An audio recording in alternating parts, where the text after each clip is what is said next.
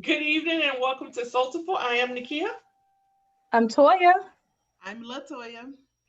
And And I'm Melissa. yes, this week on Soulful, we're going to discuss with Miss Melissa P. Dunn. Uh-oh. Do I have something open? Okay, sorry y'all. I forgot to We mute don't the want the site. feedback. We don't want the feedback. I know we don't want the feedback. Today we're going to have a very interesting conversation about does our vote count? So Melissa, why do you think we should vote? Well, let me introduce myself first and let your audience know that I am actually running for office in the city of Lauderhill. I'm running for Lauderhill City Commission seat number 2. That's 1, 2, 2. And I decided to run because sometimes when you want to see change, you have to do it from the inside out. You got to have a seat at the table. And I believe in the political process. Now, it hasn't always worked. And as people of color, God knows we've had to fight for our right. And even up until a few weeks ago, in some of the primaries, there were some challenges in terms of getting people in to vote and out, in and out very quickly and all of that. But I believe in the process. I mean, really and truly, if you choose to not believe in the process and kind of throw your hands up in the air, I mean, I'm not sure if that's the solution either. Okay. So do you believe that with us not voting that we are hurting something, or is it like the stay woke type thing? Whereas we are woke, but we are not out protesting. We're doing it in another way. Does that make sense?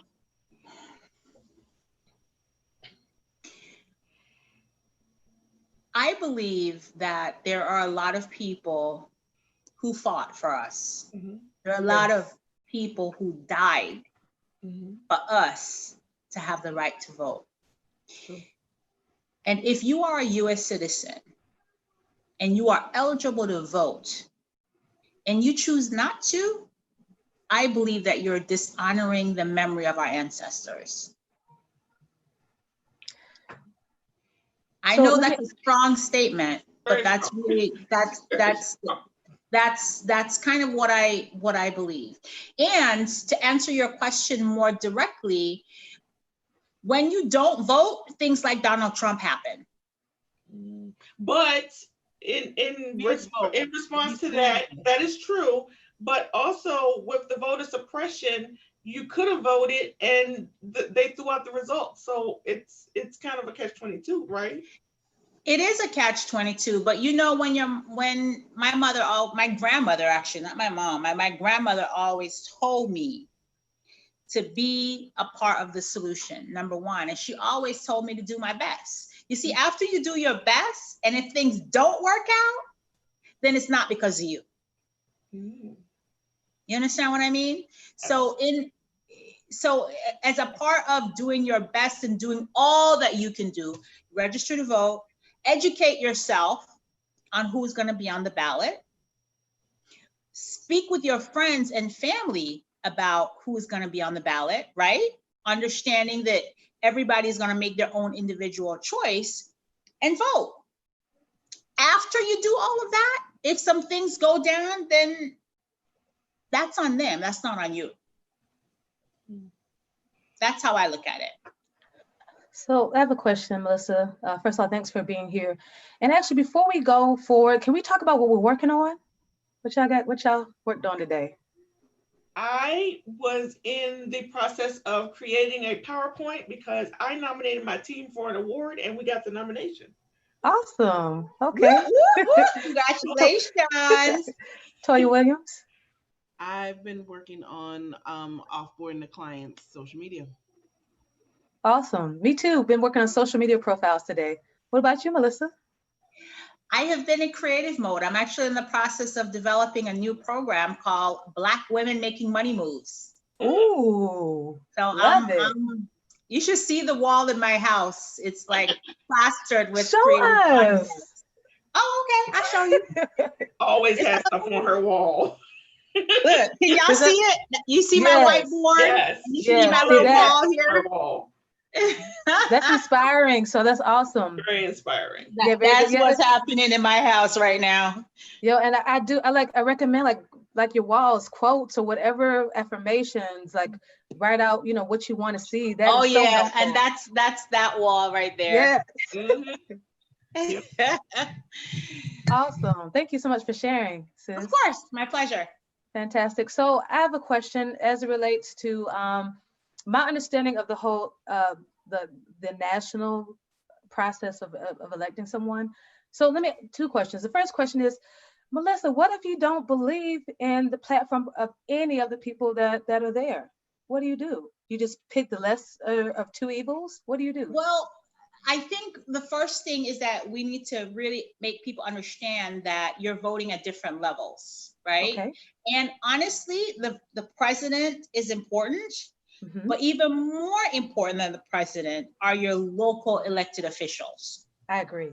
That right there. So for those of us who are deeply hurt and traumatized and feel disenfranchised by the justice system in America, there are two things that you can do right now that can make an impact. And all of them stem around voting. In the state of Florida, for example, there's going to be an election in August, at least in Broward County. There's going to be an election in August. In August, in Broward County, we'll be electing a public defender. We'll be electing a district attorney. Now, the district attorney is the one that decides which charges to bring. Mm-hmm. We'll be electing state's attorney general. We'll be electing judges. These people right here are the ones that impact our justice system. And in addition to that, when the November election comes around, we're going to be voting on, and also in August, we're voting on sheriff in Broward County. So if you're concerned about police brutality, familiarize yourself with these candidates, get to know them, see what their track records are, hold them accountable, get on social media and do not be afraid to DM them. Don't be afraid to question them, to find out what do you believe, and more importantly, what is your track record? Because you don't get to run as a judge without having a track record. You don't get to run as a district attorney or a state's attorney without having a track record. What do you support?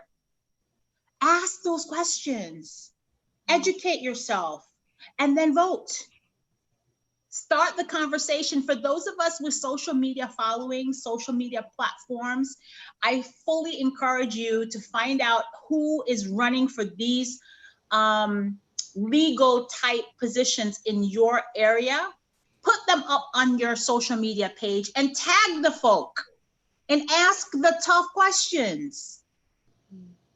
And if you don't like the answer that you get, promote their opponent. Plain and simple. So I totally agree. You all, I happen to be from the wonderful region that Melissa is in, Lauderhill, and you have the ability on the local level to really to get to know the people. I'm Facebook friends with several officials in the area. You get to see, understand how they roll, and it's really important if you want to have a say. I believe in the local election. My issue, I just don't quite. I'm so far away from the national one and the electoral college. That was my other question. What about that, Melissa? Girl, I'm still trying to understand it my darn self. I'm not gonna lie to you.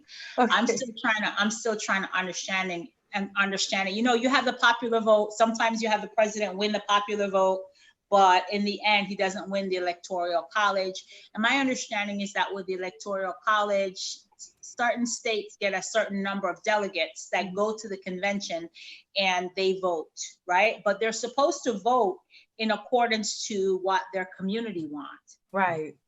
So, it is the process that we have now, and it's very important for us to all participate, particularly in 2020, now so more than ever.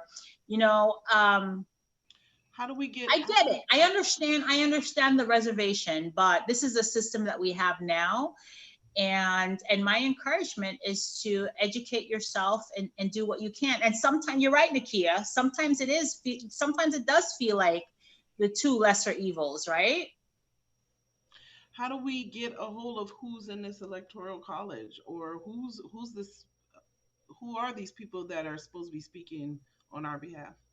So typically it's if you're a Democrat or a Republican, it's people that's in your local party. So you can find out, you can go to the Democratic Party for your area or the Republican Party for your area. I know. You muted yourself. You muted yourself. You muted yourself. Check You your. muted yourself. You muted yourself.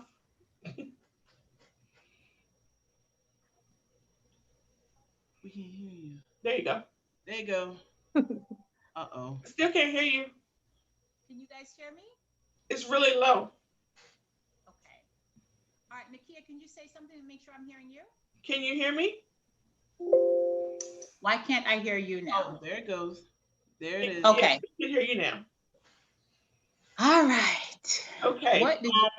The other day I was on Twitter. Everybody knows I love Twitter. And Dr. Martin Luther King's daughter, Bernice King, tweeted, "If voting didn't matter, voting suppression wouldn't persist." So what do we all think about that? I saw on Black News, which is on the channel Revolt, that Sean Combs has, there was a discussion about voter suppression. The people waited in line 3 hours in the rain, and then they were told there were problems with the polling machines and that the people were not trained to help them cast their votes. So what do we do? I mean, is there anything? Well, I can tell you what I'm planning to do. I'm planning to, one of the positions that is up for re-election in Broward County is a supervisor of election position. For a number of years, Brenda Snipes was our supervisor of election. And after the last election, she is no longer in that post. And so now we're gonna elect someone new. And that person, I believe, is gonna be a part of the election process for 2020. So for me, my first step is to make sure that I'm very careful in deciding who to put into that position. That's number one. And number two, to let them know that we're watching. And to ask the right questions and to put pressure. Most, particularly for people of color, there's usually a Black caucus in your area. Mm-hmm. So you should let your senators and your supervisors of election, let them know that this is an important issue for you and that you're watching. Melissa, if we can switch gears a little bit, can you tell us about your particular platform in Lauderhill? Wow. Well, I can tell you that there are, Lauderhill is a really beautiful community. We are a 78% minority community with a majority of that 78% African American and Caribbean, right? So very diverse, multiple, but my understanding is that there are like 32 different languages spoken here. It's a very diverse community with a thriving Jewish community as well. Before this COVID-19, we had a double-digit unemployment rate as compared to Broward County that before the coronavirus had a 3.5 unemployment rate. So that's an issue. Mm-hmm. And so part of the work that I have already been doing in collaboration with Prosperity Broward is to identify the reasons why people are out of work.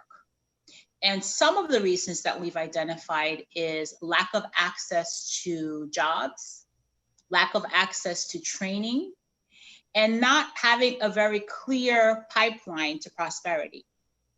Mm.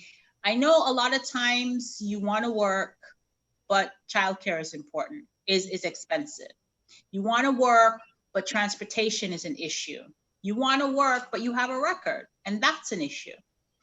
And so part of what I've been doing as a volunteer through Prosperity Broward over the last 2 years is to work with organizations to identify resources that we can connect the people to so that they can get work. Now, after the pandemic, I'm sure our unemployment rate, if it was double digits before, if it was 10 point something before, it's probably like 25% now. Mm. So it's so critical for us to continue to connect people to resources, connect them to job training, connect them to opportunities for them to go back to school, connecting them to resources that will help them access affordable childcare and affordable transportation. But more importantly, we get to work on rebuilding the economy. And this means looking at who we do business with as a community. Are we keeping the money inside of our community, or are we spending the money outside of our community? Is there an opportunity that if someone, if we have a contract going out and there is a Lauderhill business owner that has the capacity to fulfill that contract, are we making sure that they know that the RFP is up? And are we supporting them so that they can then fulfill the contract? So it's building capacity. It's making sure that we have set-asides for small and minority-owned businesses. And it's ensuring that our small businesses not only have the capacity in terms of training and development, but also that they have the capacity to access capital. It's a lot of work. And it's something that is going to take a team effort. And so part of my strategy has always been around collective impact.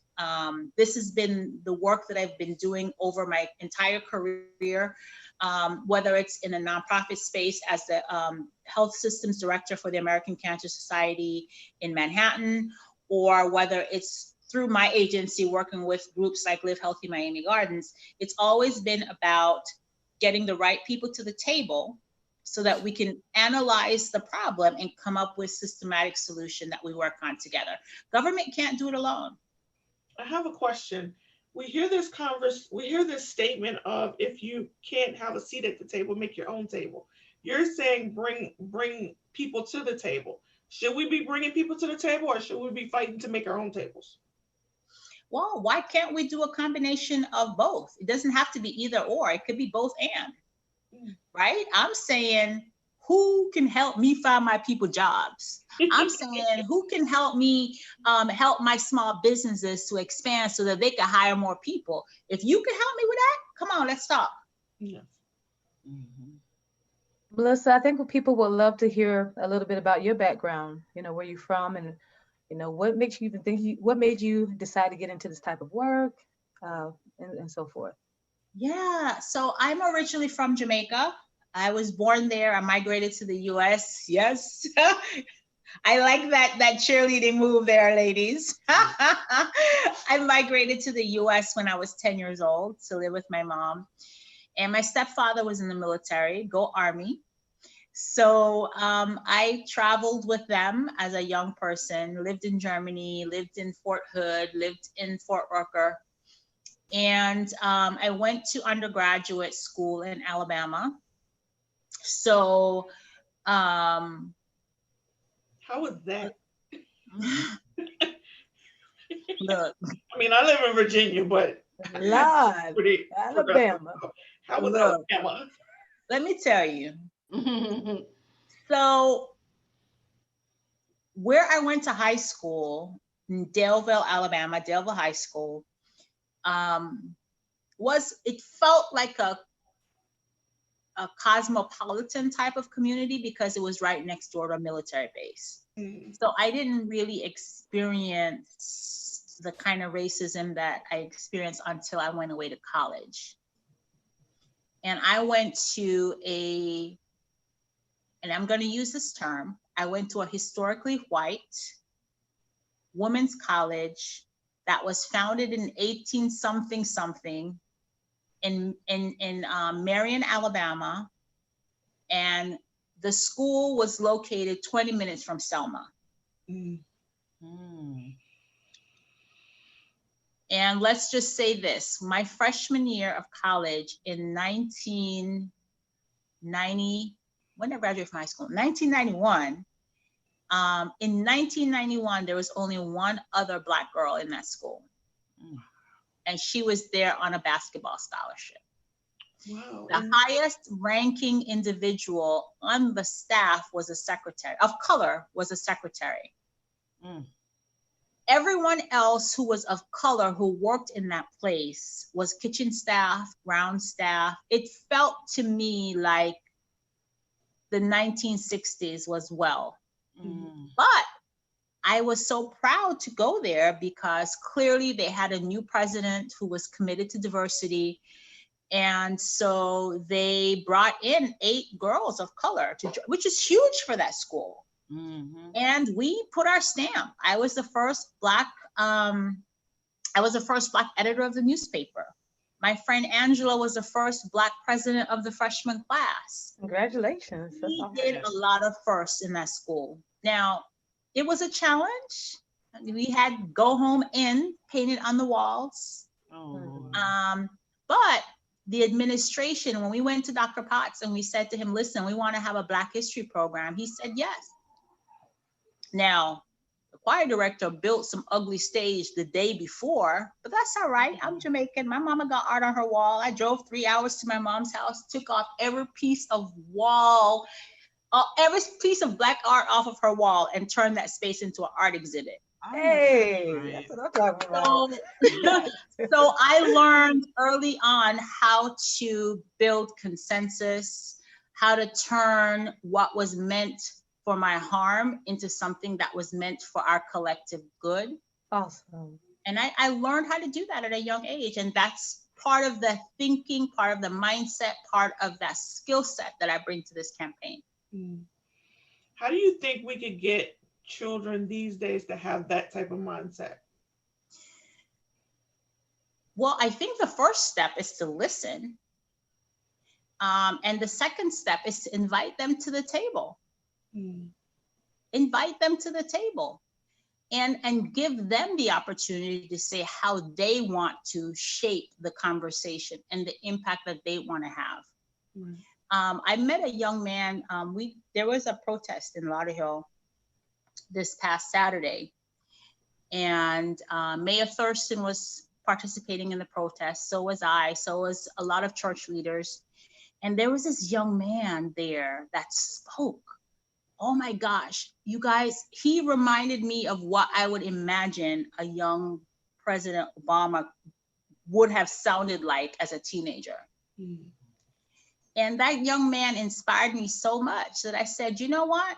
Let's work together to get 1,000 young people registered to vote in Lauderhill.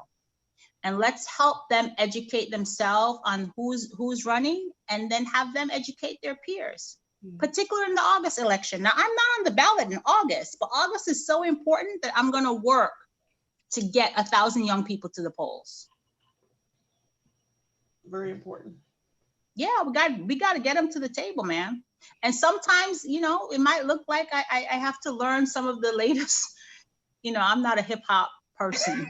Like, what are they talking about? I'm not, I'm the girl. I have young brothers. I have brothers that, you know, I'm like 20 years older. So anytime they would come in my car and they'd put in their music, I'm like, look, no, you got to turn it off.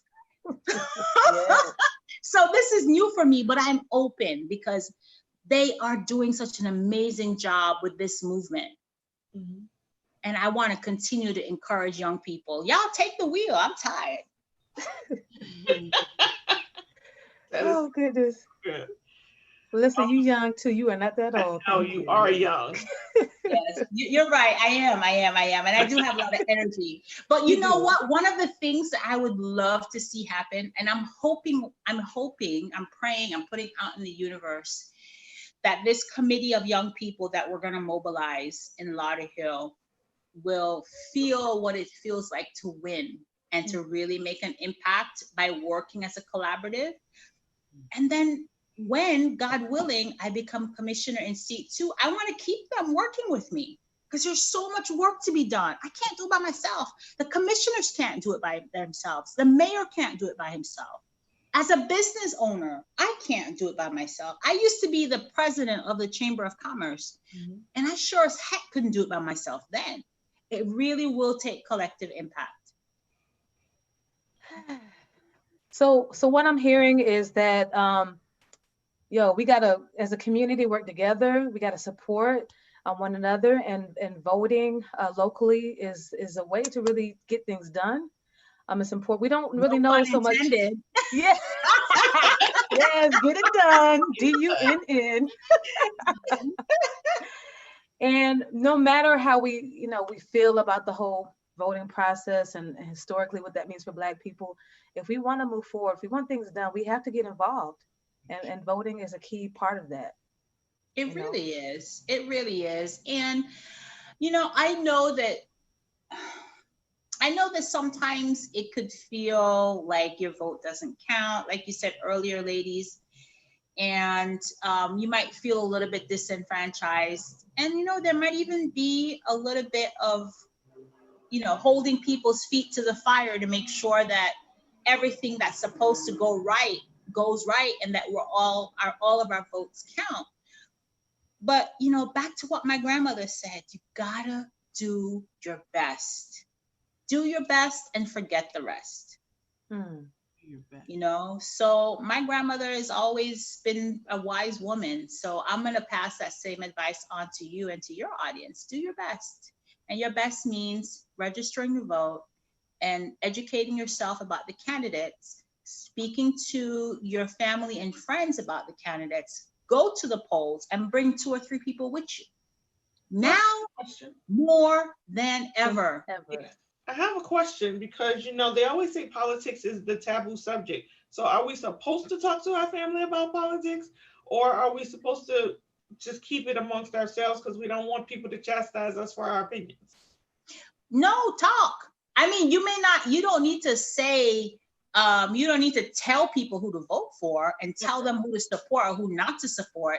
I mean, I'm not going to lie, on the presidential level, if the person is not supporting who you're supporting, and perhaps if there's somebody in your family that's supporting 45 and you're not, that might be a very contentious conversation to have. Right. And so you might not even need to discuss the candidate, but you should absolutely say, are you registered? Do you know who's on the ballot? Do you plan to vote? Do you need me to drive you to the polls? I have a question. I know this is going to sound weird, but is there anything we can do besides voting? Why do you ask that question? Because I'm just asking. Playing devil's advocate here. I'm asking the question because I personally am not registered to vote, but I do believe in certain things and I do want to be part of certain things, but I am not registered to vote. So is there anything else you can do besides voting?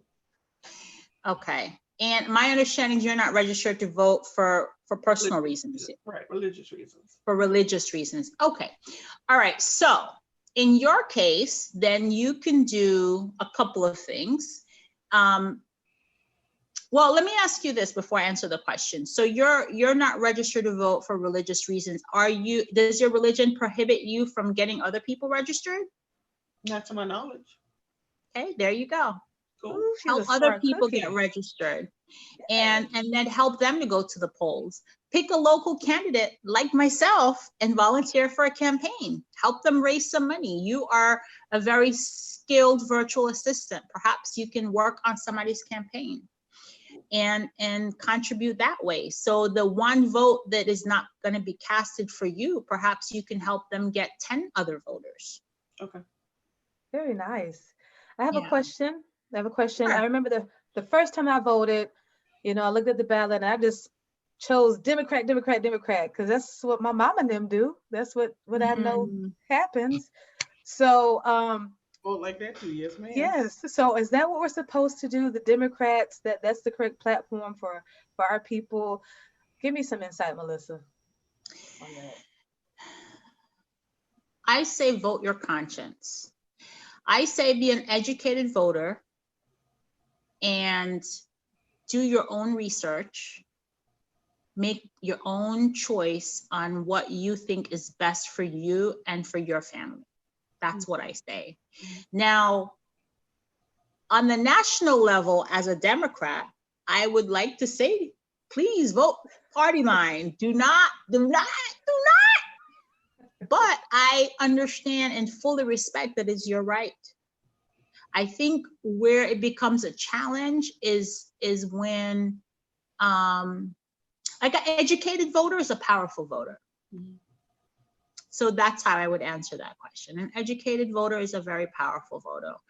And perhaps, you know, this is a way, if you have young people in your household that's going to register, that's going to be voting for the first time, how special it is to take them with you to the poll. And to involve them in getting to know who the candidates are and what the issues are, and encouraging them to have conversations with their friends. I want to say, like, so me myself, I have voted before. I remember being so happy to get of the age to vote, and I was gun ho to go vote and everything. Like Toy said, I used to do the same thing, Democrat all the way down. Let's go. And I don't know. As I got older, I was just like, this is not working. This is not working, and they are doing what they want to do. It is Mm-hmm. not working, and it just kind of flopped. Yes, I am very happy to say that I was a part of, Obama's election and all that. And I can't say nothing about local because I kind of changed so many states during those years. So I can't say I was for just one state. But Mm-hmm. as far as, that election, I was happy to say yes, I was a part of that. And then here come the next year, and that kind of gave me more satisfaction. Like, okay, well, maybe something is going on. Maybe they are listening. Mm-hmm. And of course, here we are, and in this day and age, I'm like, well, what happened?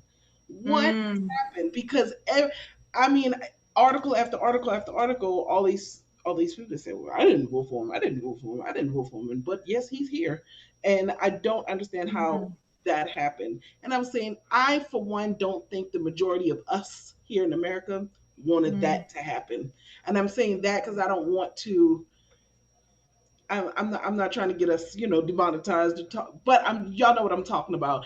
Where we Mm-hmm. are in this current state, I do not feel that the majority of us said, yeah, put them in there. Yes, let's do that. Mm-hmm. No, we did not. Mm-hmm. No, we did not. Yeah, Latoya, I understand how you feel. I really do. I understand how you feel. And it's an ongoing process, right? So you register, you educate yourself, you vote. And then the next part of the process is to hold their feet to the fire. And when you vote, a lot of times people only show up for the presidential elections, which are important, but really it's the midterm elections that's important, because remember how laws are made in this country. It's really the Congress. Mm-hmm. So it's really that election when you're voting for your state reps and you're voting for people from your community that you're sending to Congress. Mm-hmm. And they're the ones that then should be voting in accordance to what it is that you want. And if they're not, then make a lot of noise. Hold their feet to the fire. As Black women, and I'm saying Black women right now because there are 4 women of color on this call, we are so powerful. So I understand how you feel. I really do. And I think sometimes sometimes people count on us feeling that way, count on us to feel that way with the hope that we'll do nothing. Interesting. And by doing nothing, we're saying go. Here's the key to the kingdom. We're not even gonna guard the gate. We're just gonna say go on in, do whatever the heck you want. But I do understand what you mean, Latoya. My advice is to just remain encouraged and start now. Did you guys already have your primaries in your location? Ours is next week on the 23rd in Virginia. Do you know who's on the ballot? Kinda, sorta. Okay. I So can't. that's I don't do so, nothing with the information. all right. So that's my first suggestion to you, Nakia. Go to the supervisor of election. You have to look in two places. You have to look in your county supervisor election, and then you have to look in your state. Because the state is probably where the judges and the district attorney and those people who are in law enforcement will be listed. And I know that's an issue that's very important for you. Yeah. So educate yourself about who they are between now and the primaries next week, and post like heck on your social media. Post the link. Post the link so that people could at least see who's running. Right.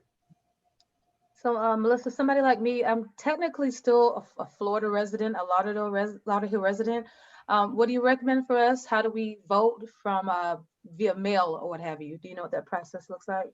Yeah, you can request a absentee ballot. So go to the browardsoe.org, Broward Supervisor of Election, and you can register for a ballot. Now, I think technically, if you live somewhere else, you're supposed to be registered to vote there. Yeah, I can't because of COVID. I haven't been able to register, get licensed and all that kind of stuff here yet. So. Oh, okay. Yeah. All right. Well, girl, I'm happy you're a Lauderhill resident, honey. I'm just saying. You know it. So I did have I think my last question, ladies. What is your favorite voting moment, if you can reflect? It can be personally or something that you saw, or mine. I don't know if y'all saw that YouTube video when President Obama, when he was voting, and there was a girl next to him voting as well, and the girl's boyfriend came by and tapped him and said, "Don't talk to my girlfriend." And then President Obama, he was just real cool, why are you gonna play me like that, bro? It was just really cute the way he did it, So I have to show that video, but that was my favorite little voting moment. Yes. Oh my gosh, there are so many of those moments. You know what I love so much about the Obamas is their presence, the way they were with people. Man, beautiful. What a gift to make people feel like they're seen and they're heard and that they matter no matter what level. You saw that picture with him fist bumping the janitor, and my understanding was that's how they are. Yeah. What an example. I think listening to Becoming on Netflix, and I love that. Yes! Michelle. Oh my gosh. That was awesome, right? Girl, I love that show. If you haven't seen it, y'all, you should go see it. And the book is good too. Oh yes. And so Michelle, she had all those I guess her butlers and so forth, let them wear more relaxed clothing. And I love that, I love that. We just smile when we talk about the Obamas. I know. Such good I think for us as people of color, it's so important for us to have people that we can look to. And a lot of times those people are in our household, in our communities. Mm-hmm. But how amazing when they're also on the public stage, right? That's right. Yeah. Yeah, I love that my son knows that, he could be president. There's an example. That's awesome. Yeah. I'm watching this new presidential race to see who they will pick as a vice president. I see that they're looking at women. Yeah. That should be really interesting. And I think there are 4 Black women on that short list. Yep. Very interesting. So it should be really interesting. Yes. What about you all? My favorite election moment. I have to think. You go next, Latoya. I'm still there trying to think. My favorite election moment, I think, was the first time I was able to get my little sticker that said I voted. Oh. I was like, yep, I voted. Actually, I could share one. I could share a personal one. I remember when President Obama was running, and my grandmother, she raised a lot of us. She raised her 9 children, and she raised 6 of us grandchildren. And she came to this country in her late 50s, early 60s to go to work. so that she can become a resident, so that she can help her children get a green card to come here. Wow. That's my grandmother. That's the kind of womanhood that I come from, the kind of stock. Yes. And I remember when President Obama was winning, by this time, my grandmother had retired. All the kids were here, so she went back home. Now her job was done.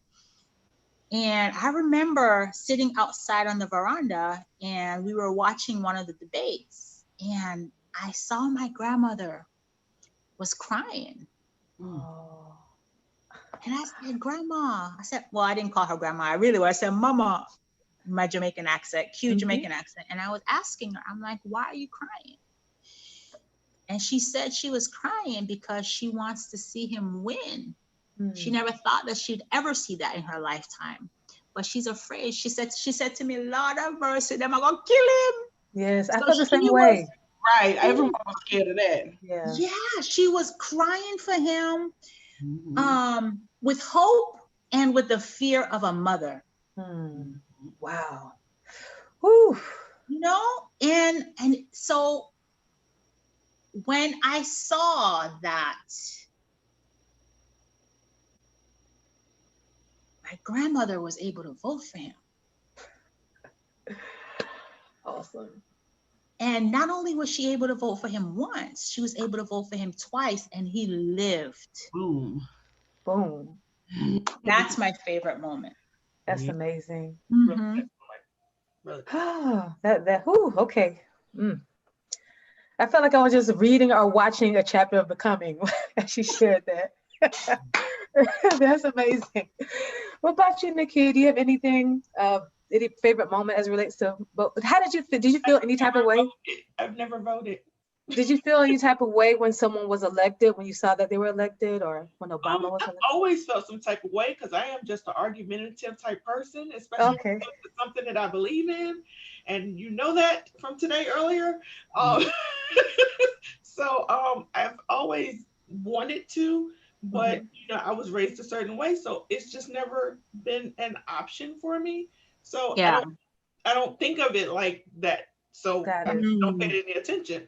I try to look for other ways to make a difference. You know, I support my daughters. I support people who are doing other things. That is the way that I support because I can't do it myself. I understand. Yeah, that's beautiful. Well, I listen.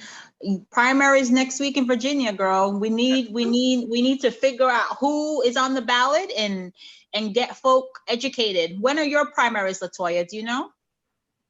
As far as I know, it got pushed back, but I hadn't looked at because we were supposed to have something in April, I believe, but I don't know because I hadn't been following it. So okay, well, I hope that now you're going to be open to figuring out what's the process.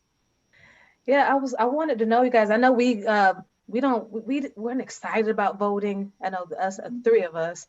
Do you have any takeaways from this conversation? Do you have any different thought processes as it relates to voting? my different thought process, I need more information. More information. I'm Yes. more excited and riled up to participate in a way that's not that. Yeah. Okay. That's cool. And I have a fervor to just really make sure that the local, although I feel how I feel about, national, local, you can really get to know these candidates. These are your neighbors, So so you did that. You kind of reignited that for me, Melissa. So great job. Good. Listen, August is a very important election. You know how many people on the ballot for sheriff? There's a lot. There are a lot of people on the ballot for a sheriff, a lot of people on the ballot for state's attorney general, and that August election narrows it down to who is going to be on the ballot in November. So I encourage you to go to the supervisor of election in your website in your community, and like Latoya said, get educated, figure out what the process is. So, Melissa, what is the best way if someone wants to support you financially, wants to volunteer, just support getting it done with Melissa P. Dunn? What's the way to do that? No, my website is vote4 Dunn. That's vote4 DUNN Lauderhill.com. And you can go there to make a donation or to volunteer. And even if you do not live in Lauderhill and you want to see a woman with a track record of getting it done on the dais in local elections, someone who cares about the people and who is willing and able to get things done on behalf of the people, then I humbly request your support, even if it's only $20. Every cent counts. So go to vote4dunnlauderhill.com. You can also text the word Dunn, D-U-N-N, to 545454, and we will send you a text back with the website and how you can join the movement. Okay, we'll be sure to add that to the YouTube. So I'm looking description. online, y'all, and it says that back in April was the spring